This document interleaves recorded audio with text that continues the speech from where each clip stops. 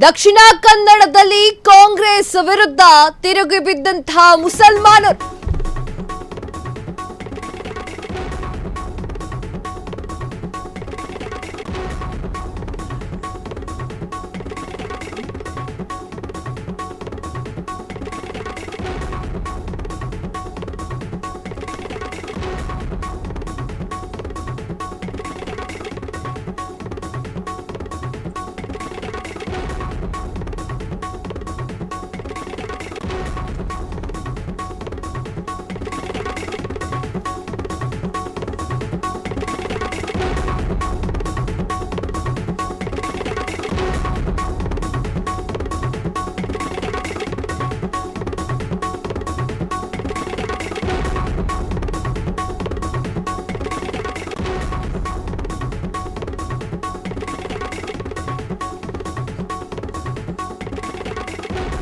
S freedom TV break ಮಾಡ್ತಾ ಇದೆ exclusive news. ದಕ್ಷಿಣ ಕನ್ನಡದಲ್ಲಿ ಕಾಂಗ್ರೆಸ್ ವಿರುದ್ಧ ತಿರುಗಿ ಬಿದ್ದಂತಹ ಮುಸಲ್ಮಾನರು. ದಕ್ಷಿಣ ಕನ್ನಡ ಕಾಂಗ್ರೆಸ್ ಅಲ್ಪಸಂಖ್ಯಾತ ಘಟಕದ ಜಿಲ್ಲಾಧ್ಯಕ್ಷ ರಾಜೀನಾಮೆ. ಅಧ್ಯಕ್ಷ ಸ್ಥಾನಕ್ಕೆ ರಾಜೀನಾಮೆ ನೀಡಿರುವಂತಹ ಶಾಹುಲ್ ಹಮೀದ್ ರಾಜೀನಾಮೆಯ ಬಳಿಕ ಉಳಿದ ಪದಾಧಿಕಾರಿಗಳಿಂದಲೂ ಕೂಡ ರಾಜೀನಾಮೆ. ದಕ್ಷಿಣ ಕನ್ನಡ ಯುವ ಘಟಕದ ಪದಾಧಿಕಾರಿಗಳ ರಾಜೀನಾಮೆ. ಸಿಎಂ ಸಿದ್ದರಾಮಯ್ಯ ಸರ್ಕಾರದ ಮೇಲೆ ಒತ್ತಡ ಹೇರುವಂತಹ ತಂತ್ರ. ಈ ಮೂಲಕ ಕಠಿಣ ಕ್ರಮಕ್ಕೆ ಕಾಂಗ್ರೆಸ್ ಸರ್ಕಾರದ ಮೇಲೆ ಒತ್ತಡ. ಎಸ್, ದಕ್ಷಿಣ ಕನ್ನಡ ಈ ಒಂದು ಜಿಲ್ಲೆಯಲ್ಲಿ ಒಂದು ದೊಡ್ಡ ಬೆಳವಣಿಗೆಯಾಗಿದೆ. ದಕ್ಷಿಣ ಕನ್ನಡದಲ್ಲಿ ಕಾಂಗ್ರೆಸ್ ವಿರುದ್ಧ ಮುಸಲ್ಮಾನರು ತಿರುಗಿ ಬಿದ್ದಿದ್ದಾರೆ. ಯಾವ ವಿಚಾರಕ್ಕೆ ತಿರುಗಿ ಬಿದ್ದಿದ್ದಾರೆ? ಎಸ್, ಇಲ್ಲಿದೆ. ದಕ್ಷಿಣ ಕನ್ನಡ ಕಾಂಗ್ರೆಸ್ ಅಲ್ಪಸಂಖ್ಯಾತ ಘಟಕದ ಜಿಲ್ಲಾಧ್ಯಕ್ಷರು ರಾಜೀನಾಮೆಯನ್ನ ನೀಡಿದ್ದಾರೆ. ದಕ್ಷಿಣ ಕನ್ನಡ ಈ ಒಂದು ಜಿಲ್ಲೆಯಲ್ಲಿ ಒಂದು ಮಹತ್ವದ ಬೆಳವಣಿಗೆ ಆಗಿದ್ದು ಎಲ್ಲರೂ ಕೂಡ ಅಚ್ಚರಿಯನ್ನು ಹೊರಹಾಕಿದ್ದಾರೆ. ಕಾಂಗ್ರೆಸ್ ಪಕ್ಷದ ವಿರುದ್ಧವಾಗಿ ಮುಸ್ಲಿಮರು ನಿಂತಿದ್ದಾರೆ, ಅದು ಕೂಡ ದಕ್ಷಿಣ ಕನ್ನಡ ಜಿಲ್ಲೆಯಲ್ಲಿ. ದಕ್ಷಿಣ ಕನ್ನಡ ಕಾಂಗ್ರೆಸ್ ಅಲ್ಪಸಂಖ್ಯಾತ ಘಟಕದ ಜಿಲ್ಲಾಧ್ಯಕ್ಷ ರಾಜೀನಾಮೆಯನ್ನ ನೀಡಿದ್ದಾರೆ. ಅಧ್ಯಕ್ಷ ಸ್ಥಾನಕ್ಕೆ ರಾಜೀನಾಮೆಯನ್ನ ನೀಡಿರುವಂತಹ ಶಾಹುಲ್ ಹಮೀದ್ ರಾಜೀನಾಮೆಯ ಬಳಿಕ ಉಳಿದ ಪದಾಧಿಕಾರಿಗಳು ಕೂಡ ರಾಜೀನಾಮೆಯನ್ನ ನೀಡಿದ್ದಾರೆ. ಈ ಒಂದು ಬದಲಾವಣೆ, ಈ ಒಂದು ಬೆಳವಣಿಗೆ ಏನಿದೆ ಎಲ್ರಿಗೂ ಕೂಡ ಅಚ್ಚರಿ ತಂದಿರುವಂತಹ ಸಂಗತಿ.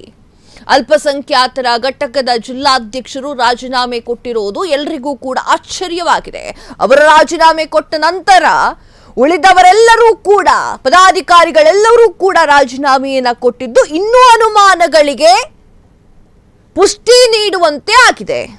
ಕಾಂಗ್ರೆಸ್ ಸರ್ಕಾರದ ವಿರುದ್ಧವಾಗಿ ಮುಸ್ಲಿಮರು ರಾಜೀನಾಮೆ ಕೊಟ್ಟಿದ್ಯಾಕೆ? ಉಳಿದ ಪದಾಧಿಕಾರಿಗಳು ಅಧ್ಯಕ್ಷರ ರಾಜೀನಾಮೆ ಕೊಟ್ಟ ಕೂಡಲೇ ಇವರ ರಾಜೀನಾಮೆಗಳನ್ನ ಕೊಟ್ಟಿದ್ಯಾಕೆ? ಒಳಗೆ ಏನ್ ನಡೆದಿದೆ? ಯಾಕೆ ಯಾರು ಅದನ್ನ ಪ್ರಶ್ನೆ ಮಾಡ್ತಾ ಇಲ್ಲ? ದಕ್ಷಿಣ ಕನ್ನಡದಲ್ಲಿ ಕಾಂಗ್ರೆಸ್ ವಿರುದ್ಧ ಮುಸಲ್ಮಾನರ ಸಿಟ್ಟು. ದಕ್ಷಿಣ ಕನ್ನಡ ಜಿಲ್ಲಾ ಉಸ್ತುವಾರಿ ಸಚಿವ ದಿನೇಶ್ ಗುಂಡೂರಾವ್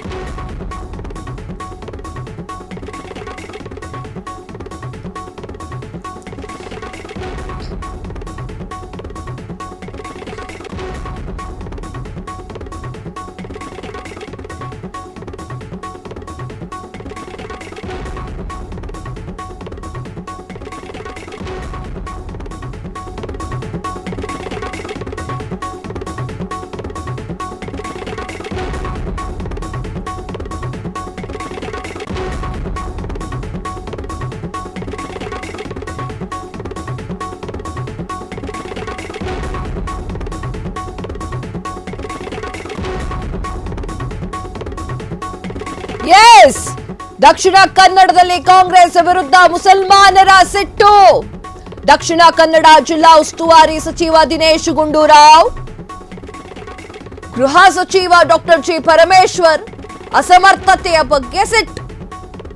ಸ್ಪೀಕರ್ ಯುಟಿ ಖಾದರ್ ವಿರುದ್ಧವೂ ಕೂಡ ಕಾಂಗ್ರೆಸ್ಸಿಗರ ಅಸಮಾಧಾನ. ಈ ಮೂವರ ವಿರುದ್ಧವೂ ಕೂಡ ಕಾಂಗ್ರೆಸ್ ಕಾರ್ಯಕರ್ತರು ಗರಂ ಆಗಿದ್ದಾರೆ. ದಕ್ಷಿಣ ಕನ್ನಡದಲ್ಲಿ ಕಾಂಗ್ರೆಸ್ ವಿರುದ್ಧ ಮುಸಲ್ಮಾನರು ಕೋಪಗೊಂಡಿದ್ದಾರೆ. ಯುಟಿ ಖಾದರ್ ಅವರ ಮೇಲೂ ಕೋಪ ಇದೆ, ಡಾಕ್ಟರ್ ಜಿ ಪರಮೇಶ್ವರ್ ಅವರ ಮೇಲೂ ಕೋಪ ಇದೆ, ಉಸ್ತುವಾರಿ ಸಚಿವರಾಗಿರುವಂತಹ ದಿನೇಶ್ ಗುಂಡೂರಾವ್ ಅವರ ಮೇಲೂ ಕೋಪ ಇದೆ. ಇವು ಮೂರು ಜನರ ಮೇಲೆ ಕೋಪ ಇರಲಿಕ್ಕೆ ನಿಜವಾದ ಅಸಲಿ ಕಾರಣ ಏನು? ಕಾಂಗ್ರೆಸ್ಸಿಗರು ಅಸಮಾಧಾನಗೊಳ್ಳಲಿಕ್ಕೆ ಈ ಮೂವರು ಮಾಡಿದ್ದಾದ್ರೂ ಏನು? ಕಾಂಗ್ರೆಸ್ಸಿಗರು, ಕಾಂಗ್ರೆಸ್ ಕಾರ್ಯಕರ್ತರು ಕಾಂಗ್ರೆಸ್ ಮೇಲೆ ಮುನಿಸ್ಕೊಂಡಿದ್ಯಾಕೆ? ಇದು ಹಲವಾರು ಅನುಮಾನಗಳಿಗೆ ಈಗ ಎಡೆ ಮಾಡಿ ಕೊಟ್ಟಿರುವಂಥದ್ದು. ಸಿದ್ದರಾಮಯ್ಯ ಸರ್ಕಾರದ ವಿರುದ್ಧವಾಗಿ ಕಾಂಗ್ರೆಸ್ಸಿಗರು, ಅದರಲ್ಲೂ ಕೂಡ ಮುಸ್ಲಿಮರು ರಾಜೀನಾಮೆಯನ್ನ ಕೊಟ್ಟಿದ್ದು ಯಾವ ಕಾರಣಕ್ಕಾಗಿರಬಹುದು? ದಕ್ಷಿಣ ಕನ್ನಡದ ಕಾಂಗ್ರೆಸ್ ಅಲ್ಪಸಂಖ್ಯಾತ ಘಟಕದ ಜಿಲ್ಲಾಧ್ಯಕ್ಷರ ರಾಜೀನಾಮೆ ಯಾಕೆ ಕೊಟ್ರು? ಕಾಂಗ್ರೆಸ್ ವಿರುದ್ಧವಾಗಿ ರಾಜೀನಾಮೆಯನ್ನ ಘೋಷಣೆ ಮಾಡಿದ್ದು ಯಾಕೆ? ಅಧ್ಯಕ್ಷ ಸ್ಥಾನಕ್ಕೆ ಪೇಪರ್ ಹಾಕಿದ್ದು ಯಾಕೆ? ಶಾಹುಲ್ ಹಮೀದ್ ರಾಜೀನಾಮೆ ಏನ್ ಕೊಡ್ತಾರೆ ಅಧ್ಯಕ್ಷ ಸ್ಥಾನಕ್ಕೆ, ತದಾದ ನಂತರ ಬೆಳವಣಿಗೆಗಳು ನಡೀತಾ ಹೋಗುತ್ತೆ. ಶಾಹುಲ್ ಹಮೀದ್ ರಾಜೀನಾಮೆಯ ಬಳಿಕ ಉಳಿದಿರುವಂತಹ ಎಲ್ಲಾ ಪದಾಧಿಕಾರಿಗಳು ಕೂಡ ರಾಜೀನಾಮೆಗಳ ಮೇಲೆ ರಾಜೀನಾಮೆಯನ್ನ ಕೊಡ್ತಾರೆ. ದಕ್ಷಿಣ ಕನ್ನಡದ ಯುವ ಘಟಕದ ಪದಾಧಿಕಾರಿಗಳ ರಾಜೀನಾಮೆಯ ಸುರಿಮಳೆಯೇ ಬಿದ್ದಿದೆ. ದಕ್ಷಿಣ ಕನ್ನಡದಲ್ಲಿ ಏನಾಯ್ತು? ಯಾವ ಕಾರಣಕ್ಕೆ ರಾಜೀನಾಮೆಯನ್ನ ಕೊಟ್ಟಿದ್ದಾರೆ? ಇದರ ಒಳಾರ್ಥ ಏನು? ಎಲ್ಲವೂ ಕೂಡ ಇನ್ನೇನು ಕೆಲವೇ ದಿನಗಳಲ್ಲಿ ಹೊರಬೀಳಬೇಕಾಗಿದೆ. ಯುಟಿ ಖಾದರ್ ಅವ್ರ ಮೇಲೂ ಕೂಡ ಅಸಮಾಧಾನ ಹೊಂದಿದ್ದಾರೆ ಕಾರ್ಯಕರ್ತರು. ಡಾಕ್ಟರ್ ಜಿ ಪರಮೇಶ್ವರ್ ಅವರ ಮೇಲೂ ಕೂಡ ಅಸಮಾಧಾನ ಹೊಂದಿದ್ದಾರೆ. ಗುಂಡೂರಾವ್ ಅವರು ಕೂಡ ಅವರ ಮೇಲೂ ಕೂಡ ಅಸಮಾಧಾನ ಹೊಂದಿದ್ದಾರೆ. ಅಸಮರ್ಥತೆಯ ಬಗ್ಗೆ ಕೋಪ ಕೂಡ ಇದೆ. ಏನಾಗಿದೆ? ಸಿಎಂ ಸಿದ್ದರಾಮಯ್ಯ ಸರ್ಕಾರದ ಮೇಲೆ ಒತ್ತಡ ಹೇರುವಂತಹ ತಂತ್ರ ಏನಾದರೂ ರೂಪಿಸಿದ್ದಾರಾ ಎನ್ನುವಂತಹ ಪ್ರಶ್ನೆ ಈಗ ಹುಟ್ಟಾಕೊಂಡಿದೆ. ಈ ಮೂಲಕ ಕಠಿಣ ಕ್ರಮಕ್ಕೆ ಕಾಂಗ್ರೆಸ್ ಸರ್ಕಾರದ ಮೇಲೆ ಒತ್ತಡ ಬೀಳ್ತಾ ಇದೆ. ಯಾಕಾಗಿ? ಮುಸ್ಲಿಂ ಬಾಂಧವರು ಈ ಒಂದು ರಾಜೀನಾಮೆಯನ್ನ ಕೊಟ್ಟಿದ್ದಾರೆ ಎನ್ನುವಂಥದ್ದು. ಅಂದ್ರೆ ಈಗ ದಕ್ಷಿಣ ಕನ್ನಡದಲ್ಲಿ ವಿಚಾರ ಚೇಂಜ್ ಆಯ್ತಾ? ಕಾಂಗ್ರೆಸ್ಸನ್ನ ಮುಸ್ಲಿಮರು ಸಪೋರ್ಟ್ ಮಾಡ್ತಾ ಇಲ್ವಾ? ಇವೆಲ್ಲ ಪ್ರಶ್ನೆಗಳು ಈಗ ಬಂದಿದೆ. ದಕ್ಷಿಣ ಕನ್ನಡದಲ್ಲಿ ಕಾಂಗ್ರೆಸ್ ವಿರುದ್ಧ ಮುಸಲ್ಮಾನರು, ಈ ಬೆಳವಣಿಗೆಯಿಂದ ದಕ್ಷಿಣ ಕನ್ನಡದಲ್ಲಿ ಎಸ್ಡಿಪಿಐಗೆ ಲಾಭ.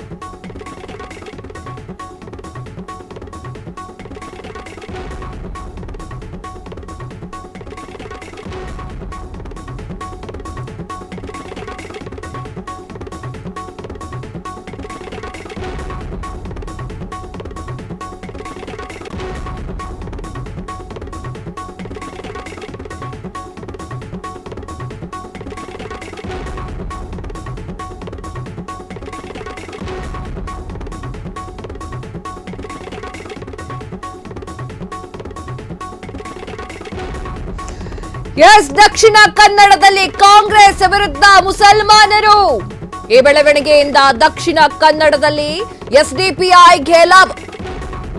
ನಿಷೇಧಿತ ಸಂಘಟನೆ ಪಿಎಫ್ಐನ ರಾಜಕೀಯ ಅಂಗ ಎಸ್ಡಿಪಿಐ. ಎಸ್, 2023ರ ವೋಟಿಂಗ್ ಎಲ್ಲ ನೋಡ್ತಾ ಇದ್ರೆ ಎಸ್ಡಿಪಿಐ ಮತ್ತೊಂದು ಬಾಣವನ್ನ ಬಿಟ್ಟಂಗೆ ಕಾಣ್ತಾ ಇದೆ.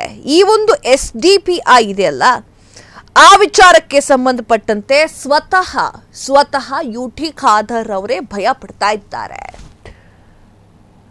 ಅವರು 2023 ವಿಧಾನಸಭಾ ಎಲೆಕ್ಷನ್ ನಲ್ಲಿ ತೆಗೆದುಕೊಂಡಿರುವಂತಹ ಮತಗಳನ್ನ ನೋಡಿದ್ರೆ ಶಾಕ್ ಆಗ್ತಾ ಇದೆ. ಇನ್ನೇನು 3 ವರ್ಷದಲ್ಲಿ ಮತ್ತೊಂದ್ಸಲ ಎಲೆಕ್ಷನ್ ಬರಲಿದೆ.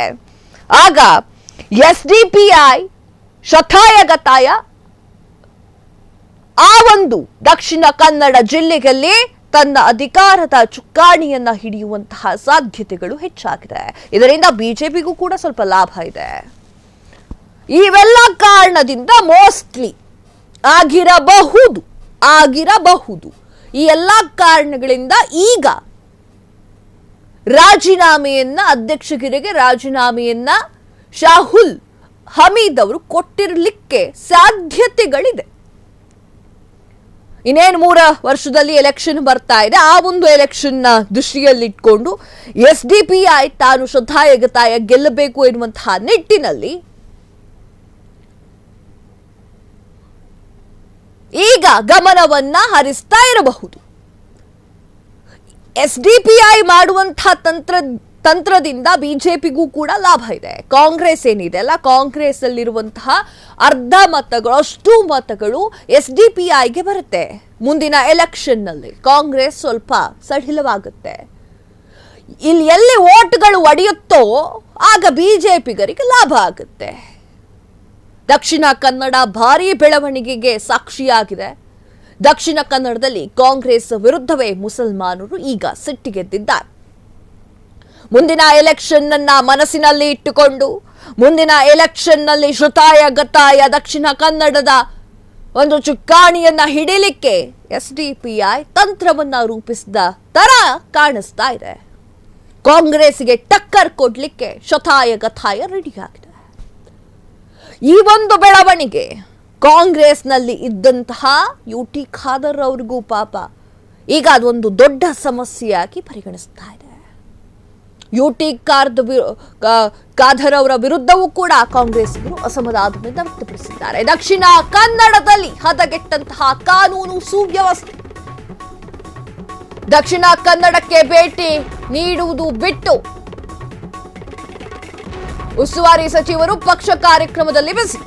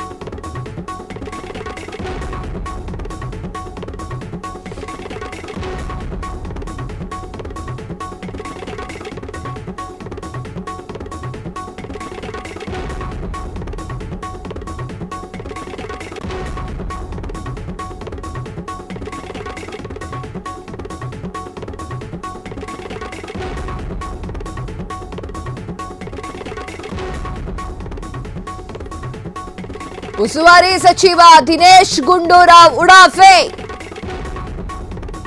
ನಿನ್ನೆ ಬಂಟ್ವಾಳದಲ್ಲಿ ಅಬ್ದುಲ್ ರಹೀಂ ಬರ್ಬರ ಹತ್ಯೆ.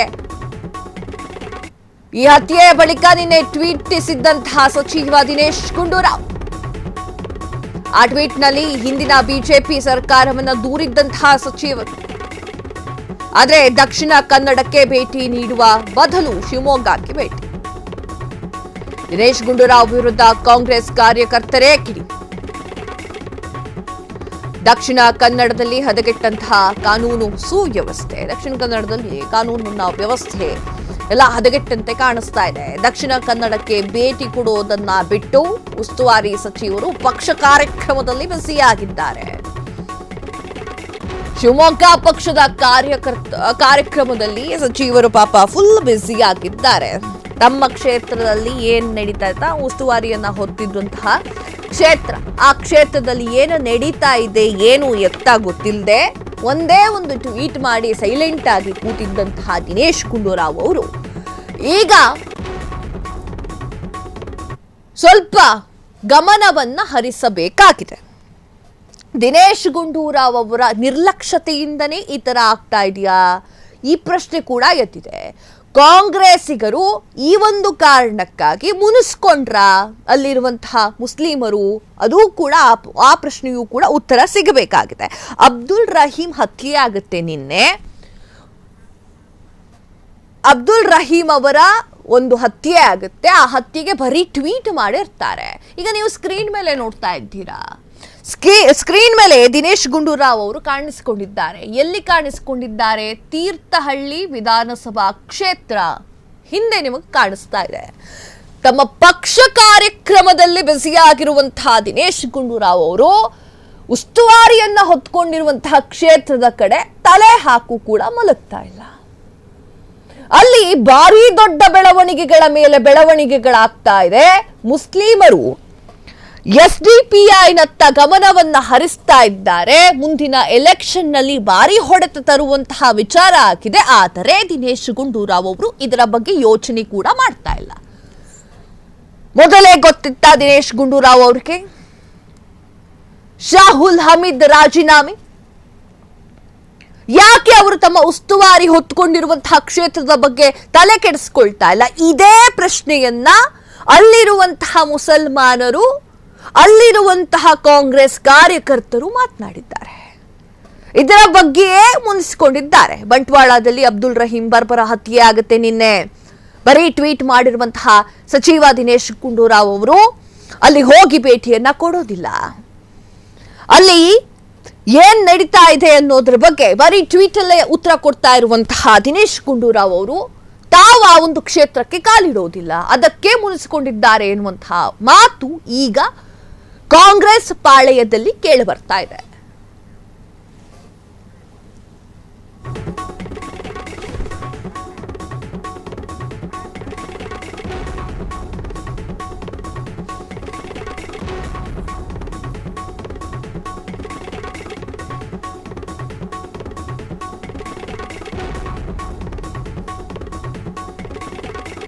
ಕ್ಷಣ ಕ್ಷಣದ ಸುದ್ದಿಗಳಿಗಾಗಿ ಫ್ರೀಡಂ ಟಿವಿ ಸಬ್ಸ್ಕ್ರೈಬ್ ಮಾಡಿ, ಲೈಕ್ ಮಾಡಿ ಹಾಗೂ ಫಾಲೋ ಮಾಡಿ. ಹೊಸ ಸುದ್ದಿಗಳ ನೋಟಿಫಿಕೇಶನ್ಗಾಗಿ ಬೆಲ್ ಐಕಾನ್ ಮೇಲೆ ಕ್ಲಿಕ್ ಮಾಡಿ.